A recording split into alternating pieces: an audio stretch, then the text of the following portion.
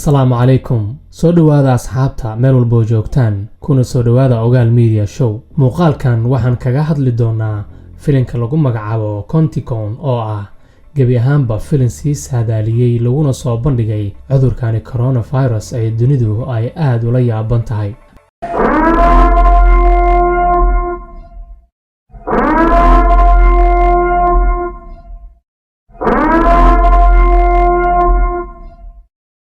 haddaba ka hor intaanu guda galin warbixintan waxaan isweydiinaynaa filimkani ma waxa uu ogaa in coronavirus uu dunidu ku dhici doono mise waqtiga iyo waayaha ayaa isku soo aadiyay.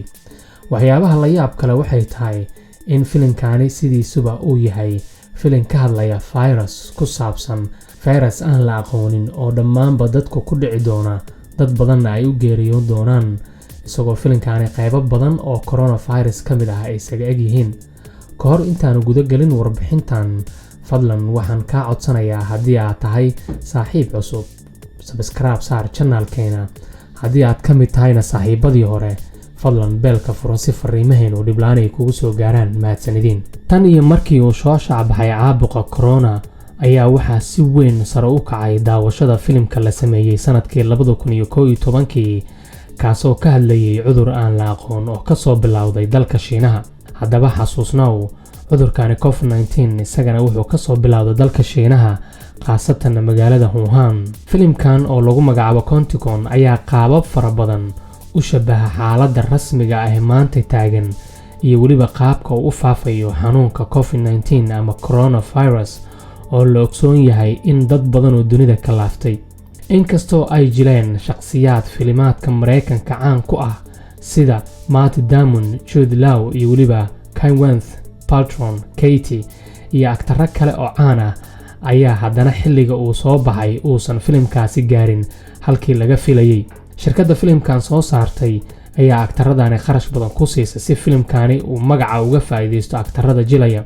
hase yeeshee Quanticon ayaa hadda ka mid noqday kuwa loogu daawashada badan yahay guud ahaan Mareykanka, waxaana dad badan ay Google-ka ka raadiyeen magaciisa filimkani. filimkan ayaa markii uu soo baxay aysan jirin haba yaraatee dad badan oo daawaday, wuxuuna ka mid noqday filimada lagu khasaaray ama flop-ka noqday, laakiinse hadda wuxuu yahay mid ka mid ah filimada ugu daawashada badan dunida, wuxuuna soo kalay gaalimaha hore ee filimada loogu daawado caalamka.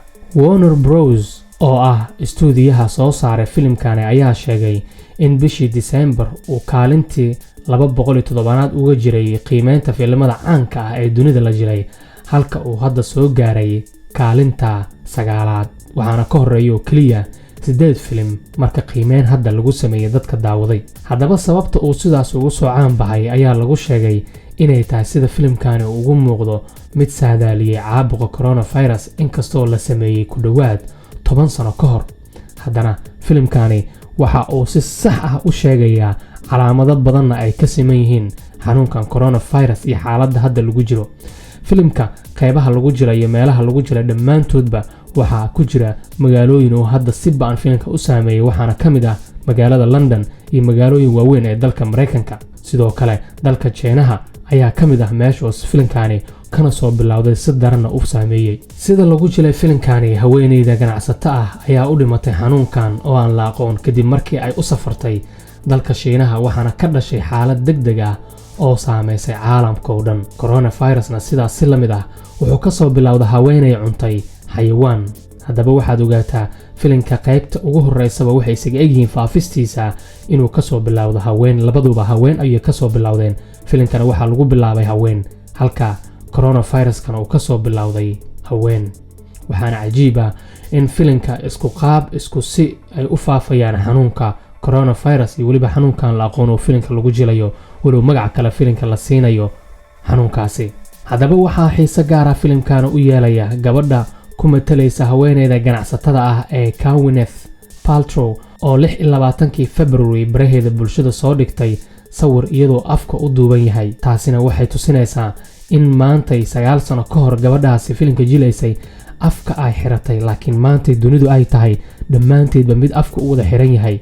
waxayna taa ku cadaynaysaa in xanuunkani coronavirus hore loo ogaa. horay ayaan uga qayb qaatay filimkan badqabkiisu ka shaqeynaya gacmaha, is salaamidda, si joogto ahna gacmaha loo dhaqayo, ayay tiri atariishadan oo ay malaayiin qof ku xiran yihiin barteeda bulshada. filinka ayaa waxaa ka soo muuqanaya sidoo kale in dadka afka ay xirtaan, sidoo kalena waa inay gacmaha si joogto ah u dhaqaan. kaaga sii darane salaanta iyo su'imaatinka dadka ayaa halis ah, oo filinka waxaa ku jira in aktarka filinka jilaya lagu karantiilay meel, isagoona dhakhtarada ay u sheegtay markii dambe in xanuunka uu ka reestay, laakiin uu weydiinayo gabadhiisa inuu la kulmi karo, waxayna u ballan qaaday ama ay u damaanad qaadaysaa in aysan hubin in haddii gabadhiisu la kulmo xanuunkaas oo ku dhacayo. waxaa sidoo kale la yaab ah in xanuunkani aktarka jilaya uu gabadhiisa ku yidhi, waxaa ficneed inaadan meeshaan imaanay, hooyada iyo walaalkaa ku geeriyoodeen, adigana waxaa kaa codsaa inaad iga fogaato. laakiin gabadha uu dhalay aktarka ayaa waxay ka codsanaysaa aabaheed inuu la joogto maadaama ay tahay xilliga u baahan yahay. isu ekaashaha ama meelaha isaga eg yihiin filimkan la jilay ku dhowaad 9 sano ka hor, iyo weliba cudurka hadda dunida ku faafaya ee coronavirus. filimka Contagion iyo caabuqa coronavirus ee hadda faraha ba'an ku haya caalamka ayaa dhinacyo badan isaga eg. haweeneyda ganacsato ah ayaa hadda cudurkani lagu magacaabo MEV1 waxa ay qaaday kadib markii ay gacanta ku salaantay ama gacan u qaad ku samaysay cunakariyo ku sugnaa Hong Kong, kaasoo diyaarinayay hilibka doofaarka caabuqa ay u gudbisay fiidmeerta. haddaba waxaad ogaataa in coronaviruska uu ka soo bilowday fiidmeer ay cuntay haweeney, kana wuxuu ka soo bilowday haweeney gacanta ku salaantay cunakariyo ku sugan Hong Kong. coronavirus wuxuu ka soo bilowday Wuhan. la yaabku wuxuu yahay in hilibka cunta kariyaha doofaarka ay u gudbisay fiidmeer. haddaba waxaa yaab ah sidee lagu ogaaday in 9 sano ka hor coronavirus laga qaadi doono fiidmeer, sidaas si la mid ahna haween uu ama naag qof dumar ah uu ka soo bilaaban doono. taasi waxay la yaab kugu noqon doontaa markii aad filimkan daawato.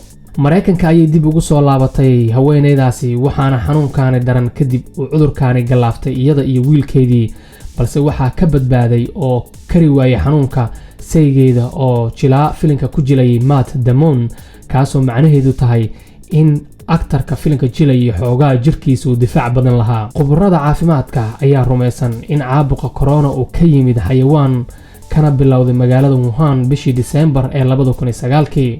filinka ayaa la jilay 2011 wuxuuna ka bilowday haweeney gacanta ku salaantay nin cunakariyo ahaa ka oo hilibka doofaarka karinayay, laakiinse fiidmeer ay u soo gudbisay caabuqaani hilibka doofaarka. waxaa sidoo kale la rumaysan yahay in caabuqaani hadda jira uu ka soo bilowday fiidmeer, si la mid ah xanuunka sare ee Self Mark uu noqday sanadkii 2002 iyo 2003. si la mid ah caabuqaani corona ayaa ah kan filimkani laga dhigay, waxa uu ku faafayaa taabashada bani aadamka iyo walxaha uu sameeyo.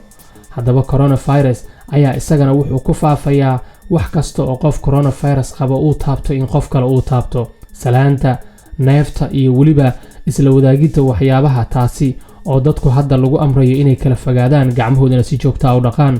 filinkana sidaas si la mid ah ayaa dadka lagu amrayaa inay gacmahooda dhaqaan iyo dadkuna ay kala fogaadaan. wax kasta oo ay bini aadamku sameeyaana uu ku faafayo xanuunkani. halka meel oo kaliya ay ku kala duwan yihiin filimkani Contagion iyo caabuqaani coronavirus iyo filinka caabuqa lagu jilay ee caalamka oo dhan ugu dhiman doonaan 26 milyan oo qof muddo bil gudahood ah. hase yeeshee 3 bilood ee la soo dhaafay ilaa 4 bilood ee la soo dhaafay, dunida waxay maraysaa 100,000 oo qof inay u dhintaan, waxaana farqi weyn u dhaxeeya dhimashada filimka lagu sheegay iyo dhimashada xanuunka coronavirus hadda uu sameynayo. walow laga yaabo waqti xadidan in uu gaari karo 26 milyan oo qof inay u dhintaan xanuunkani COVID-19. haddaba saaxiib, haddii aad nala socotay, maxay kula tahay adigu filin la jilay 9 sano ka hor in isku saameyn, isku qaab, isku dabeecado, isku si ay ka noqdaan xanuun 9 sano kadib ka dilaacay dunida? haddaba arrintan ayaa dunida waxay ku beertay shaki weyn, waxayna cabsi gelisay dhammaan dadka dunida ku nool, iyadoo isoo tarayaan dad dunida isu dilaya cabsi ay ka qabaan coronavirus. waxaana hadda ay siyaasad isku bedeshay xanuunkan COVID-19, kaasoo arrimo diblomaasiyeed ka dhex abuurtay China iyo Mareykanka iyo weliba wadamo badan, iyadoona la sheegayo in wadamada qaar ee dunidani ay cudurkaasi u keeneen in ay arrimo siyaasadeed wadamada kale ugu cagjugleeyaan ama ay ugu baabiyaan dhaqaalahooda laakiinse hadda coronavirus wuxuu saameynayaa wadamadii dunida ugu quwadda weynaa ee Mareykanka iyo Ingiriiska, iyadoona ay jiraan wadamada Latin America sida Ecuador ay dadkooda jidadku ay ku dhimanayaan. Isweydii oo maskaxdaada ka shaqaysay coronavirus ma ahan cudur dadka u yimaaday ee waa cudur dadka loo keenay. waa mahadsantahay saaxiib. haddii aad warbixinteena ka heshay, fadlan waxaan kaa codsanaynaa nagu dhiirigeli like-ta, subscribe-ta iyo commentiga. mahadsanidin.